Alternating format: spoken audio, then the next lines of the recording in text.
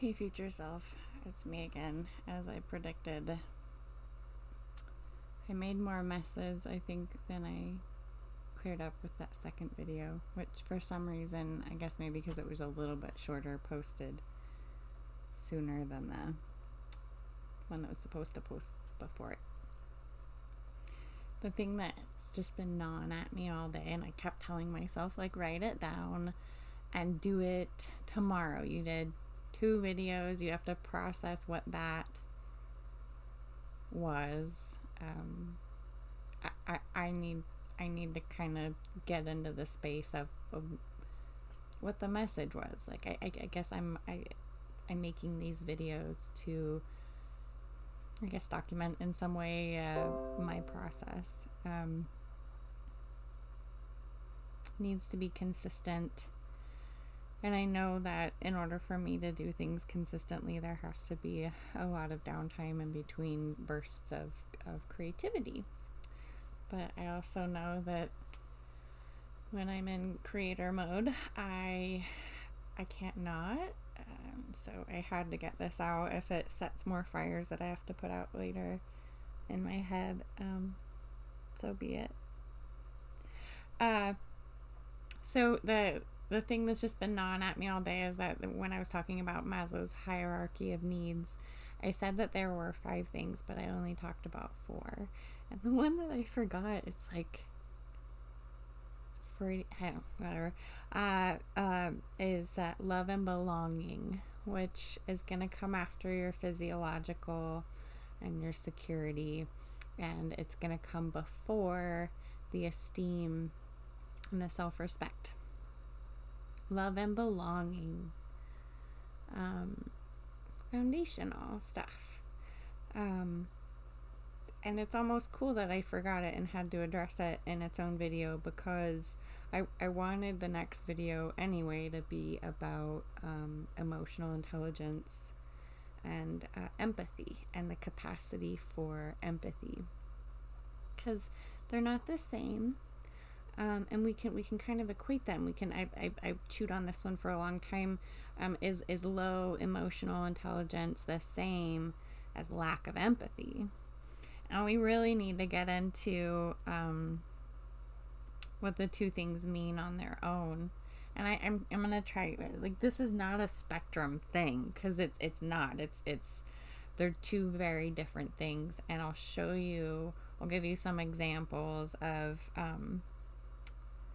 what it looks like in all of us, and why we need to kind of have our finger on where we're at in those processes of emotional development, where we lie on that hierarchy of needs as far as being able to access, receive, and get what we need to meet the needs of sensing love and belonging, because these aren't just ideas. They're not like a mantra that you can just, if you say it enough, maybe you'll start to believe it. These are just as real as the physiological needs, and we can go so far. You might want to do your own research here, but we can go so far as to say that, for example, human infants often, there were studies, I believe it was in I'm not going to say it because it's going to be wrong, but it was in these orphanages in a country, and the infants just, I think maybe it was during World War II. No, it would have been World War I. Oh, heaven's sakes. Anyway, so these infants were not given that love, the touch, the attention that infants now in modern day times, we know that that's very vital. It's very essential. So these infants in these orphanages were not given the touch. Like, their needs were met. They were clean, dry, and fed, but they were not given attention, they were not given praise, they were not given human contact, and a lot of them died. Like, infants can't do that. You can't do that. And then like things like failure to thrive will set in with children in those kind of situations. But I've also seen it in facilities, whether we're talking about convalescent facilities where we have dementia, like Alzheimer's wards, and people are aging, and it's that like scary under whatever thing in our society. We just hate aging, we hate death, we hate the whole, we want to shut it, we want to literally put it behind a door and turn our back to it.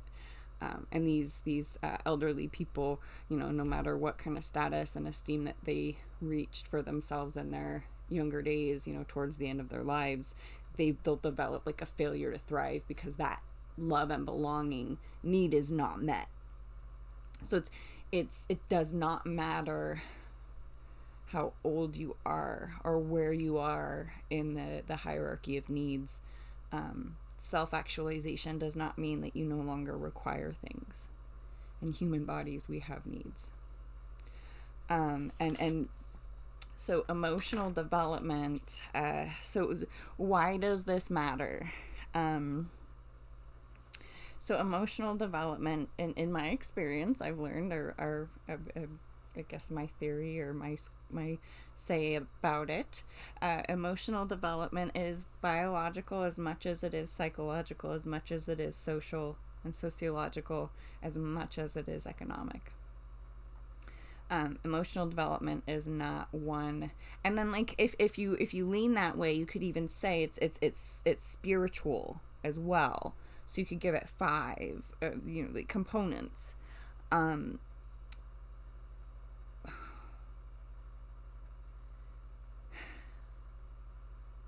It's like a web, in the way that we form communities. Emotional development is side by side where we are in our community, and what I mean by that is like our interactions with people and our connections with people. Like maybe our community is made up of a network of people that span oceans, and like we have people far and wide part of our network, but the way that we, how did I put it? I put it over here. How we perceive, process, and respond and or interact with others all has to do with emotional development. Emotional development breaks down in those 4 or 5 things: bio, psycho, social, economic, and or spiritual. And for me, and in my experience, and this is something to think about maybe, those are the things that make up community, and how we operate or like motor around in the world, and find that belonging. And like I said in the last video, like we come into this world with these specific needs that are impossible, really, honestly, like to a T. You cannot, it's impossible to meet those needs to a T. You can keep a kid from dying, but like you're never gonna be the perfect, you're not, parent, caregiver. So we're born into this world with these, like, we're set up with these traumas that we're gonna face them, and they're really actually gifts, because they show us what our needs are. Maybe we know what our needs are, and this is really what people are getting at when they say everything you need is within you, everything you need to heal, everything the resources that you need in any given moment, it's within you. They're talking about that. They're talking about these capacities, and like every time you level up, when I talk about you need to give yourself time to chew on things, or like if you're not there yet, you're not there yet, and that's okay. Like these things take time. It all has to do with that. It's like these little tools that you have in your toolbox. I guess I feel like where we're at in our personal development, as far as where we're at getting towards the self-actualization, where we're able to just be good and we have our needs met, we know it, they are, like, we're secure in that.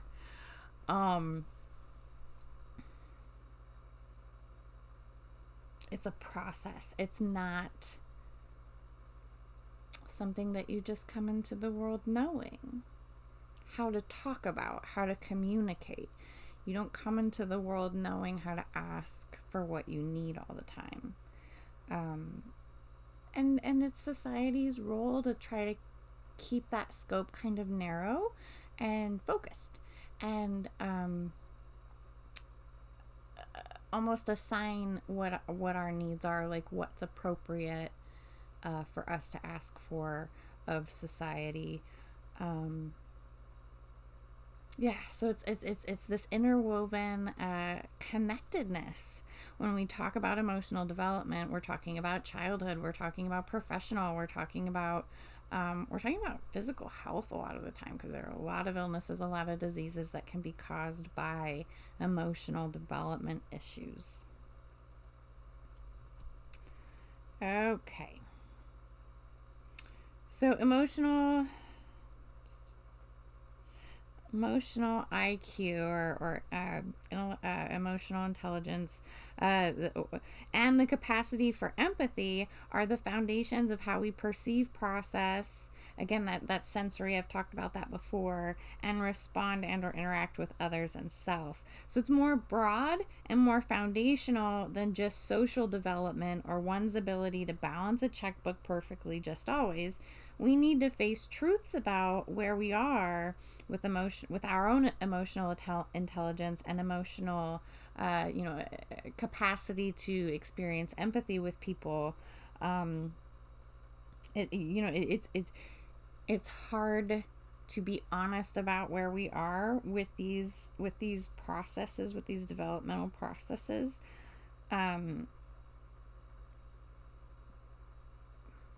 But like I kind of touched on a minute ago, it's society's role to keep our needs pretty focused. So we might have needs that don't fit in that focus, and we feel guilty for having them. We don't know how to ask for them, and maybe it comes out sideways and we ask for them in really screwed up ways.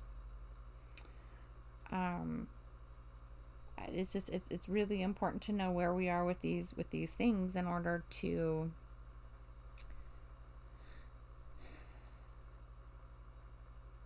establish a sense of love and belonging for ourselves as adults. And it's just really hard. But without it, like without already having that within us, we can't be part of a community.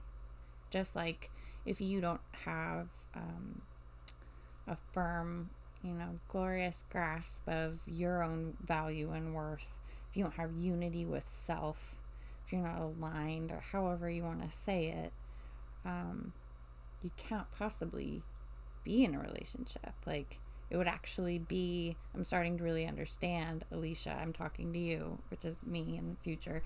I'm really starting to understand how unkind it is to step into or involve myself in a relationship. And a friendship is a relationship. So if we're talking about casual, whatever, that's still a relationship. So entering into relationship, not having those needs met from within.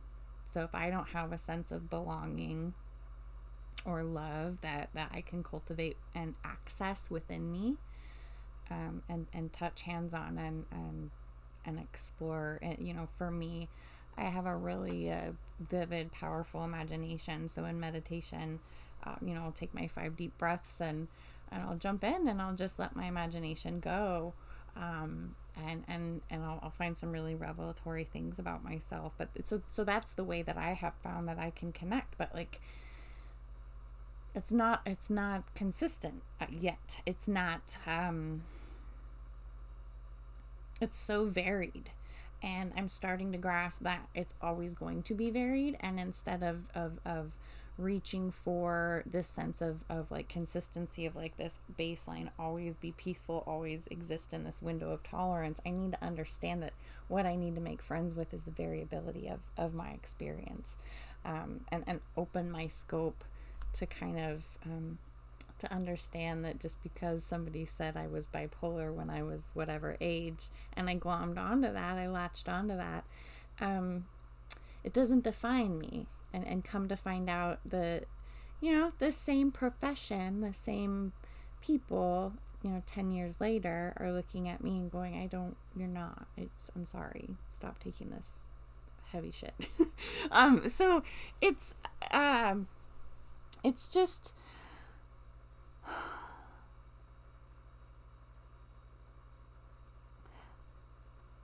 it's hard to even know what our needs are and how to communicate those needs in a way that's kind to self and others. Because like I just said, it's very unkind to enter into relationship, be it friendship, be it partnership, with another when you are not capable of that level of self-actualization.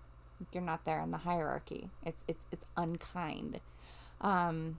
Me going out in a rage because, like, I don't know, I can't remember what it was that I couldn't live without. It wasn't even anything that exciting. I think I was pissed off they didn't have butter and I wanted to make a pie crust. Anyway, I'm out raging, and I'm subjecting to the people at the grocery store to my rageful energy, whether they're picking up on it or not. Doesn't matter. I just I know it's not okay. I know within myself that that's a siren going off inside of this meat suit saying, like, something's wrong, something needs to be addressed. It's not like, it's not a call to push something back because it's ugly, or to blow it up because it's drama. It's really exciting and interesting.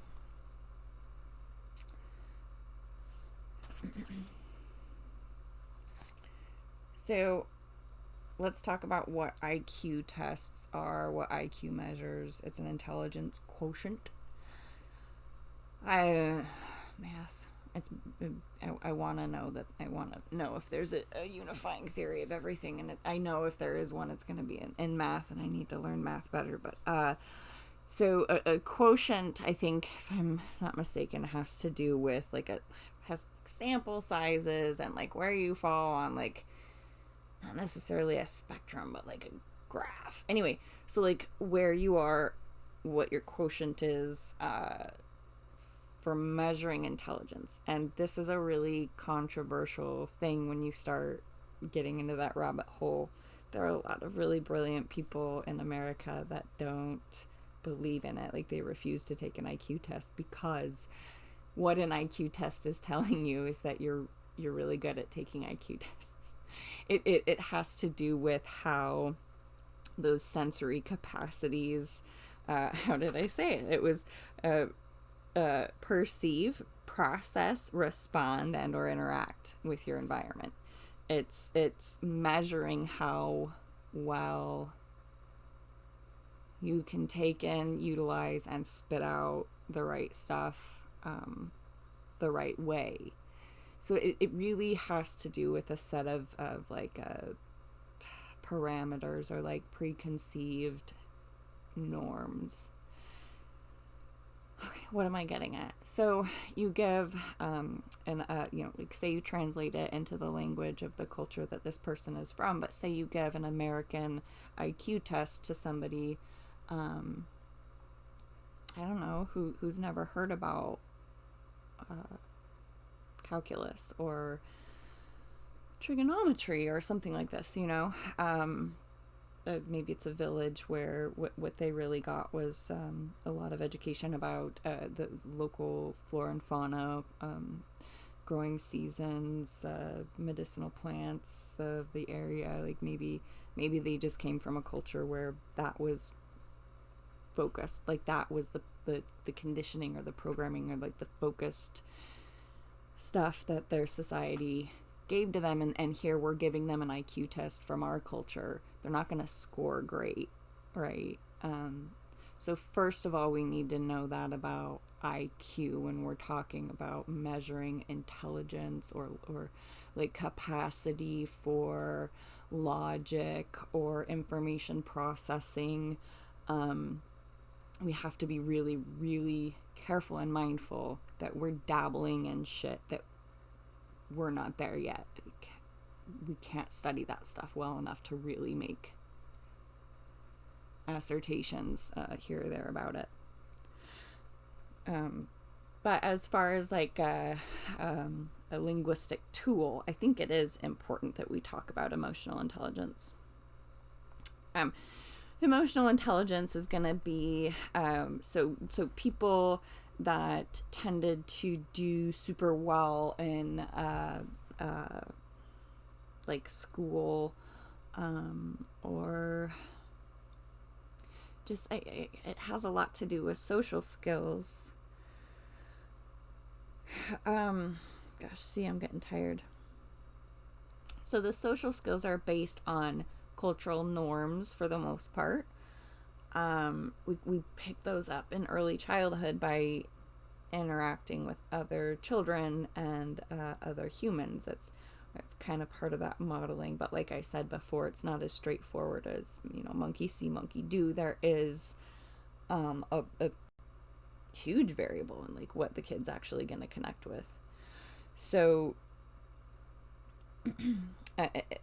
when we're talking about IQ, we're talking about like certain set parameters, and when we're talking about emotional IQ, we're talking about cultural norms. As far as like in my household, we were very conservative politically and religiously, and for example, like mental illness just wasn't real. It just wasn't real. So, like, where's the statistics for that? Where's the statistics for the really conservative people who don't acknowledge mental illness, so that, like, they absolutely are depressed, but it's not written down anywhere, so there's no statistic for it.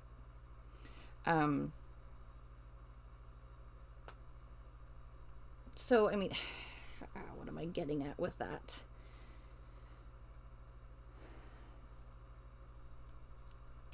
The way that our environment, I guess, shapes those norms and those expectations, and like how our environment shapes what's okay to ask for. Because I think that when we're really young, and maturity doesn't have to be like a time thing. It doesn't have to be an age thing. So like when we're less mature, especially, we really are gonna want people to tell us what our needs are. We're gonna really want to look to other people for answers, for resource. And that's gonna be part of where we're at with our IQ emotionally. So emotional IQ it's I don't want to make it like this totally cold, calculated thing, but it really is like how well social norms and customs and these expectations and what's okay to ask for, like how well you understand your role in all of that. I guess it is kind of calculated, like, but it's innate. Like it's not, these things are, what did I write it down? I wrote it down as like earned, not learned.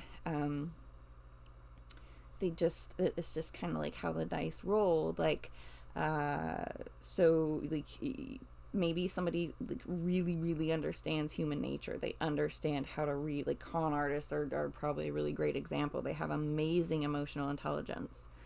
I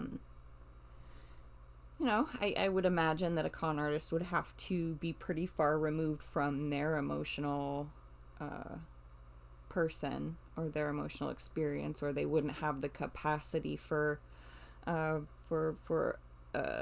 empathy, in that they don't want to feel the hurt.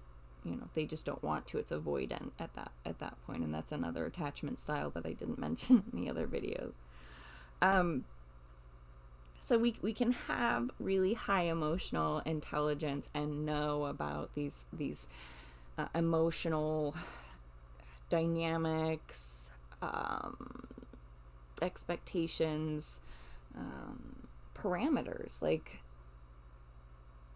emotional IQ has to do with how well we can read the scene, and how well we can kind of establish a sense of belonging and like a place in the network. And then when we talk about capacity for empathy, we're talking about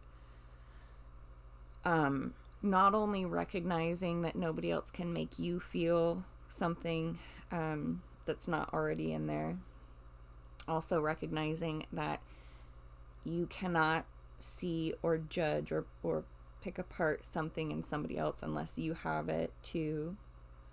And then like being able to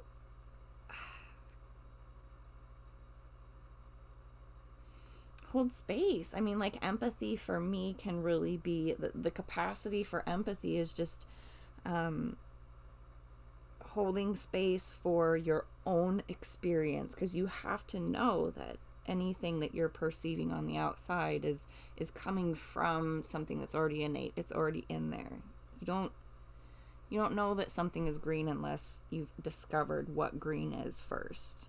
You don't know what narcissism is unless you understand that lack mentality, that self-loathing lack mentality to your bones.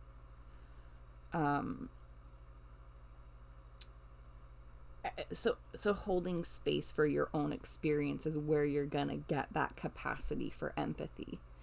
Empathy and codependence can really get mixed up, because codependence is you are putting on somebody else's emotions, and oftentimes this comes from like, I can't sit with how your emotions make me feel, so I'm just gonna feel your emotions with you or for you.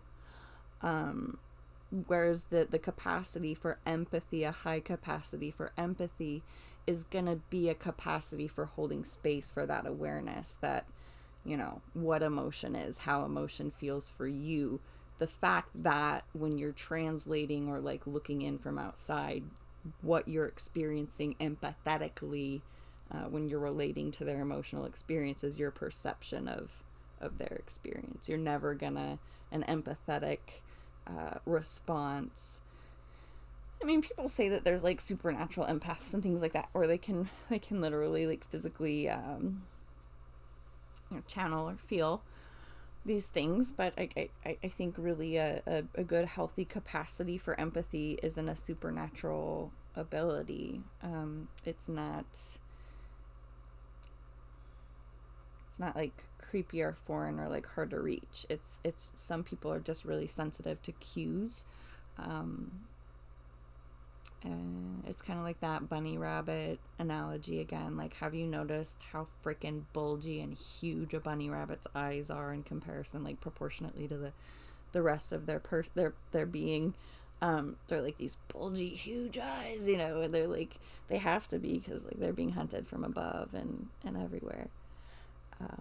And we kind of see that with a lot of empathetic people who are also codependent. So we have these highly sensitive, cue sensitive people who can really pick up on people's emotional state or vibration, or I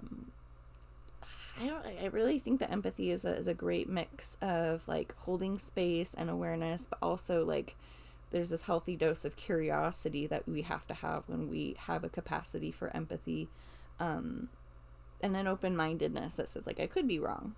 This is my my perception of what sadness is, or what loss is, or what grief is. So it's like there's a lot going on there, and I hope I've illustrated pretty well, what the differences are, kind of what the similarities are. I wanted to rattle off different things that I wrote down. I'm probably just dumb and result in more fires. So emotional, both really, the IQ and the capacity for empathy are tied directly to our capacities as far as like sensory, the experience of like our sensory world are concerned.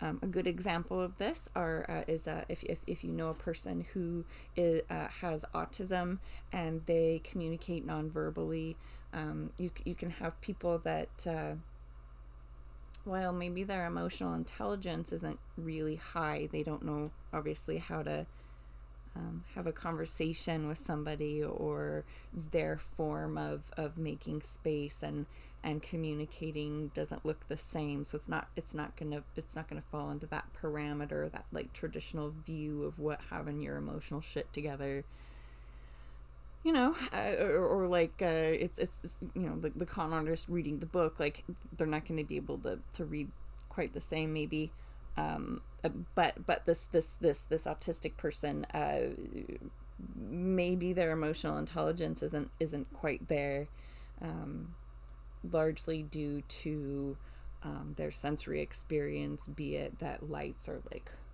a totally different experience for them, they're blindingly bright, or it's something that takes a lot longer to adjust to. Their we don't know everything about autism yet, but we know enough to know that their brains are just different, and that we need to hold space for that. We need to know that like brains can just be different. So lights will be different, it smells, the whole gambit, like the sensory experience is different, and our emotional development is based on that largely, because it has to do with how we process trauma, how we process information, that comes in the form of events and all manner of things. So a good example of somebody who would have a low EIQ but high empathy, like there's nothing that limits a person's ability to see pain in another person.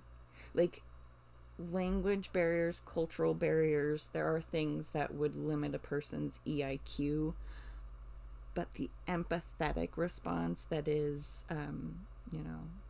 I don't know exactly what pain feels like for you, but I see what pain looks like for me written all over your face. So I guess like a person with autism is still gonna know, they're still gonna respond, right? People can have high IQ, high EIQ, and very low capacity for empathy. And where our emotional development comes in, ties in, like I want to bring it back around to that community element of our role within that community, and how like thank goodness I live in a country where voting is a thing, and I hope that there aren't we have systems in place that play at values and moral issues in order to narrow that focus of like what's okay to be expressed as a need, what's valued, what's appropriate.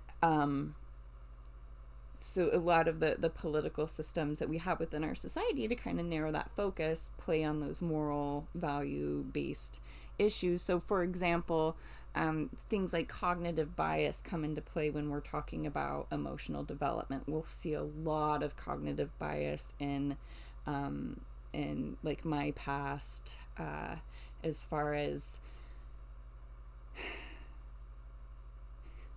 like that stoplight is blue, that stoplight is blue, and blue means go.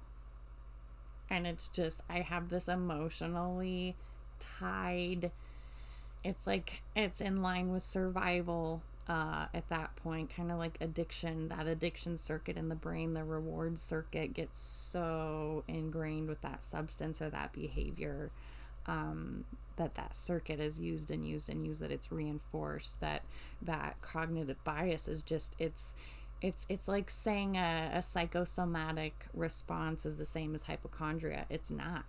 And like saying that just because you believe this, doesn't make it true. Actually, neurons that fire together wire together. So we play on things and we see things as a result of this playing on morals and values, and it comes out kind of sideways sometimes as a cognitive bias. And this has to do, and I'm not saying that like like all Republicans or all Democrats are like at a lower level of emotional development. I'm saying like we see things that are incongruous. So we just like totally unbiased, stepping aside. I grew up in farming, small rural communities. I'm not judging these people as like bad. I get where they're coming from. But you'll see like small farmers, not corporate, not big ag, like so relatively small, only 2,000 acres. And minorities, people in minorities, we'll see them in rural communities, and they'll be voting Republican. And I've never totally understood that, because like, I guess in my mind, the issues, or like the things that like that side of the political party focus on, is like beefing up the businesses that are already there, because the businesses are what are giving the jobs, and the jobs are what are providing the money, the security for the people. And so, they're trying to prop up these big industries, these big corporations. And what I'm trying to get at is just that, like, they're not necessarily making choices or passing policies that benefit these people, these minorities, these farmers. It's kind of incongruous to see them voting this way. And it's not because their needs are being met, or because the choices of these elected officials are benefiting the voter. It's because the official, the representative, is appealing to the citizen on a moral level, on a values-based level, that circuit, that reward circuit that's just reinforced in the brain. So they'll play on things, like, we're not going to tax the rich. The American dream says, hey, farmer, work hard, do it right. Hopefully no Democrats get elected, and you too will become king of the castle, So they don't want to be taxed when they get there, because they know they're, they just don't want to be taxed.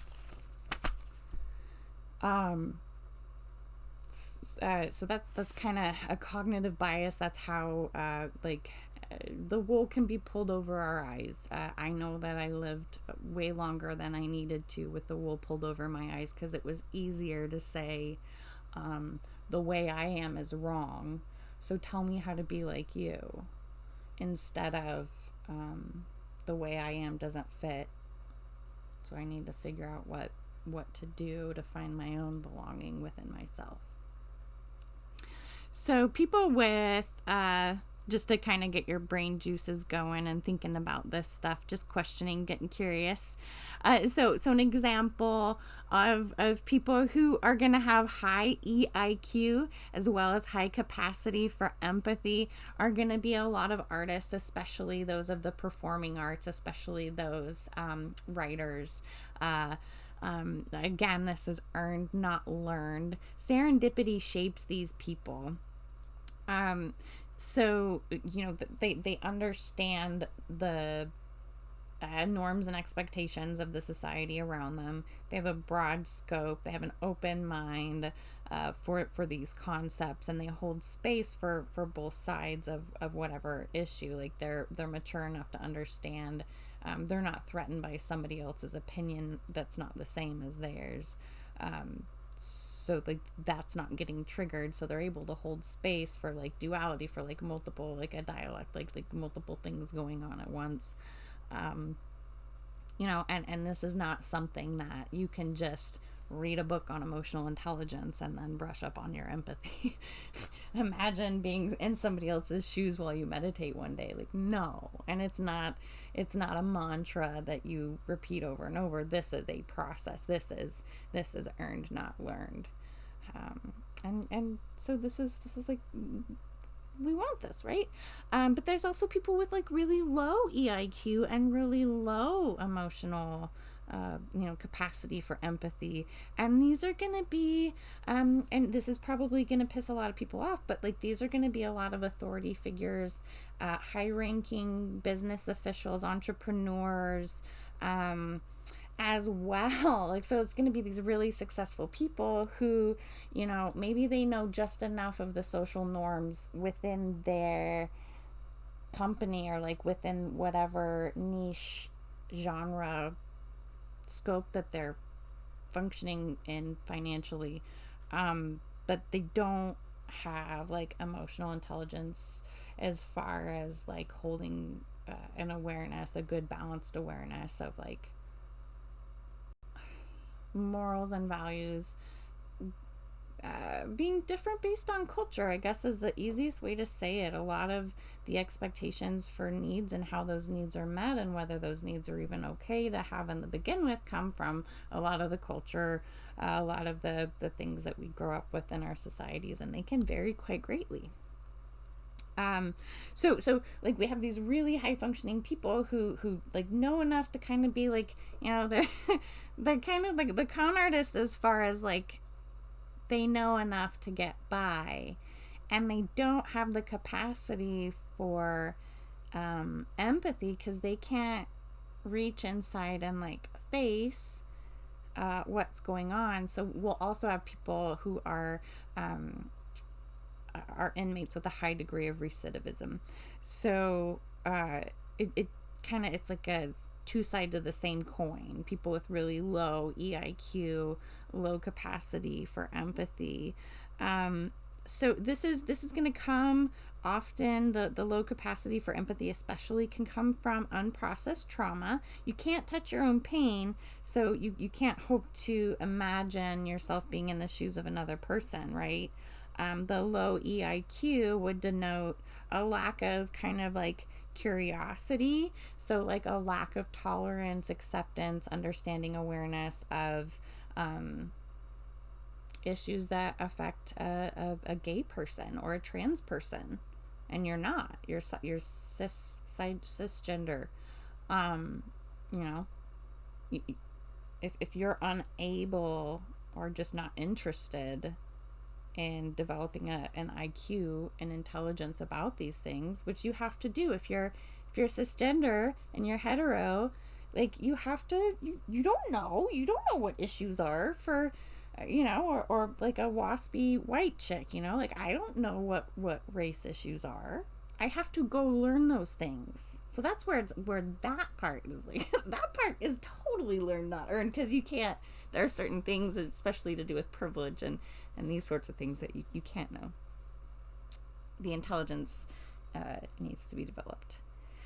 And then, like I think I touched on before, we can have people with like, can be perceived as having like a lower emotional IQ, but have, you know, just as much capacity for empathy as anybody else.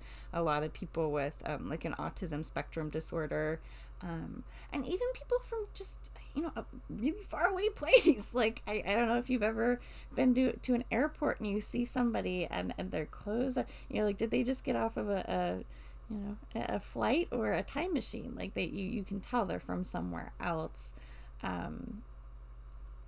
So like the adjustments need to be made, the intelligence needs to be developed. Again, that's another opportunity for growth there.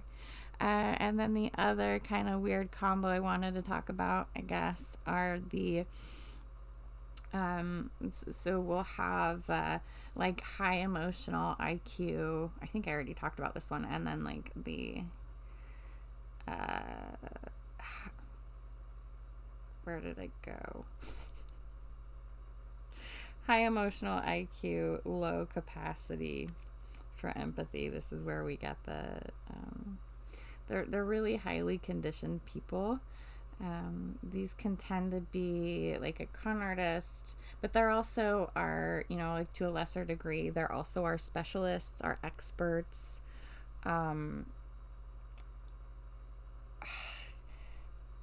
it can really come through with like highly intelligent, like savant level intelligent people who absolutely have the IQ, you know, to the moon and back, but for whatever reason, whether it's trauma, or whether it's just that part of the brain, I'm not going to say doesn't work. What I want to say is like, it doesn't feel good. Like emotions just don't feel good. Stop. Just like I was talking about before, like math. Like I have a desire to learn more about math, and I have an awareness that I need to learn more about math, but it doesn't feel good. And it needs to be developed. So these things aren't always going to come naturally. And sometimes there's not a reason for it. Some people just don't process emotion very well. And so they're not going to have a capacity to imagine or hold space for what somebody else's experience feels like, right? And I think I ran out of stuff to talk about for now. Before the cat starts climbing the ceiling again. That's where I'll leave it. I guess I wanted to talk about the God, that's like the cheese in the grilled cheese sandwich, for crying out loud. The love and belonging. Like, how do you leave that out of the hierarchy of needs? Crying out loud. It's the crux of emotional development and well-being, and finding the awareness of where we're at any given time, because God help us all, it changes and morphs and grows, and we don't stay stagnant forever. On the quest of developing emotional intelligence, as well as a capacity for true empathy. Future self, I love you. Have a good one.